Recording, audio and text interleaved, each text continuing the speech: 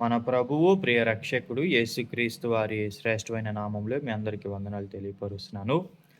పరిశుద్ధ గ్రంథంలో మనం చూస్తే నిర్గమాకాండంలో దేవుడు మోషేతో ఐగుప్తు బానిసత్వంలో ఉన్న ఇజ్రాయెల్ జనాంగాన్ని నీ ద్వారా నేను విడిపిస్తానని చెప్పినప్పుడు మోషే, అయ్యా నేను మాటమాంద్యం కలిగిన వాడిని, మాట్లాడటం సరిగ్గా రాని వాడిని, ఇంకెవరినైనా పంపించమని అన్నా గాని, తిరిగి మళ్ళీ దేవుడు మోషేతో నీ ద్వారానే నేను ఇది చేస్తాను. ఈ బానిసత్వం నుండి ఆహ్, ఇజ్రాయెల్ జనాంగాన్ని విడిపిస్తానని అంటాడు.